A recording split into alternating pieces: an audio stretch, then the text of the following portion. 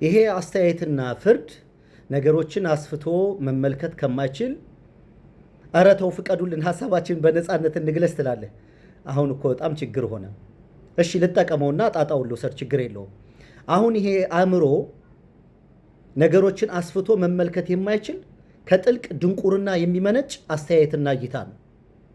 አሁን ሰውየውን እየሰደብኩት አይደለም። እንዲህ አይነት አስተሳሰብ የድንቁርና ምልክት ነው።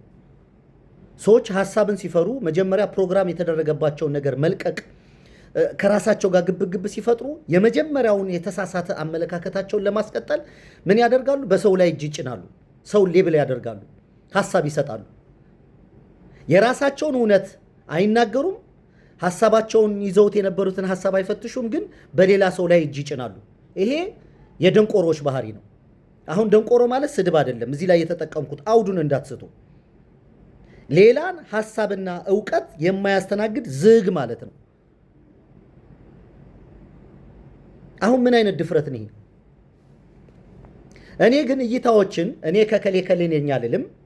አሁን እንደዚህ በቁርአንና በሐዲስ የተገለጡትን ቋንቋዎች፣ ንግግሮች በተለይ ደግሞ የቁርአንን ንግግር የአላህ ቃል ነው ብለን ሁላችንም እናምናለን አይደል?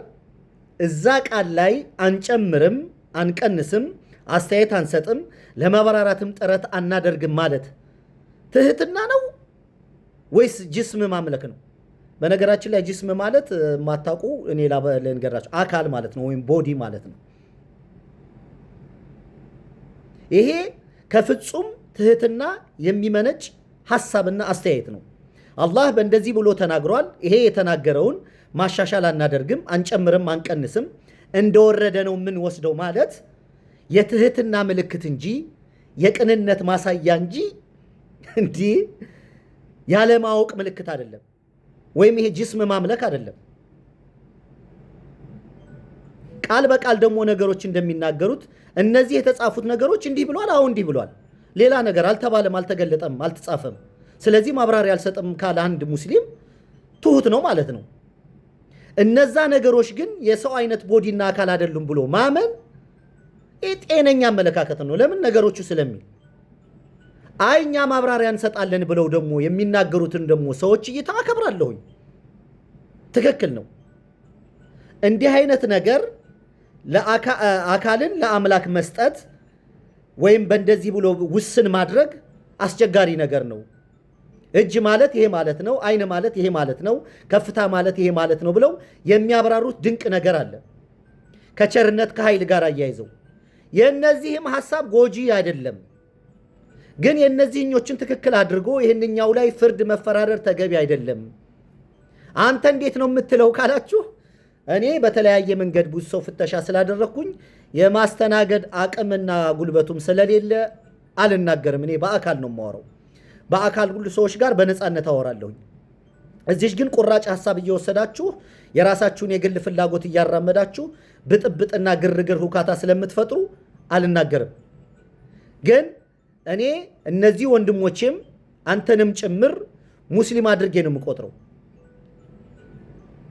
እከሌ ሙስሊም ነው፣ እከሌ ሙስሊም አይደለም፣ እከሌ እንዲህ ነው፣ እከሌ እንዲህ ነው፣ እከሌ ካፊር ነው፣ እከሌ ምናምን ብዬ ጀጅ አላደርግም። እንኳን በእናንተ ላይ በሌላ በማያምኑ ሰዎች ላይም እጅ አላነሳም፣ ተገቢ ነው ብዬ ስለማላምን።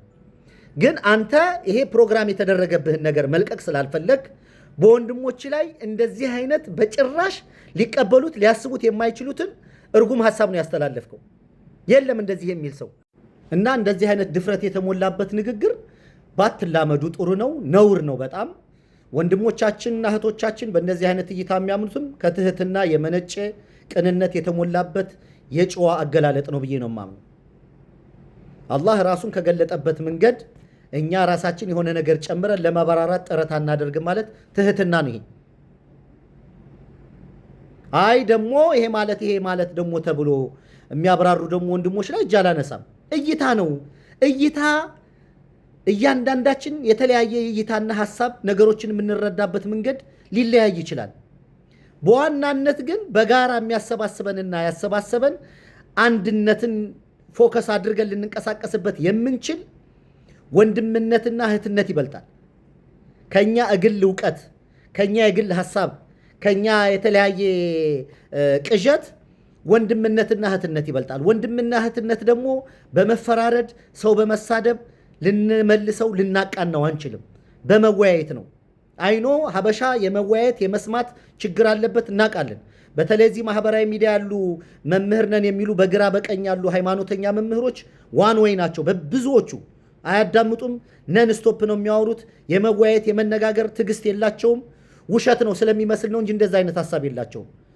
ወይ እነሱን በአጋል በግል ማውራት ካልሆነ በስተቀር ማህበራዊ ሚዲያ ላይ መምህር ነኝ ራሴን እንዲህ ነኝ ብሎ ሹሞ ፓስተር ነኝ ሼኪ ነኝ ኡስታዝ ነኝ እንደዚህ ነኝ ብሎ የሾመ ሰው ካለ ራሱን በጭራሽ አይሰማም። ተስፋ ቁረጡ።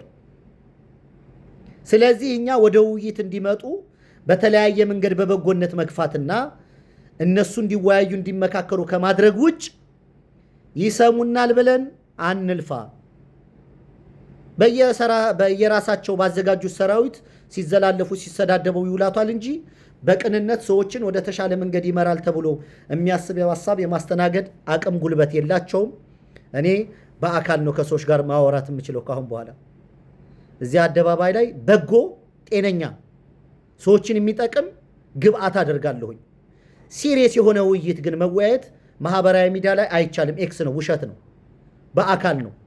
ይነካኳችሁና የሚሰሙ መስሏችሁ ማውራት ሲጀምሩ አይሰሙም።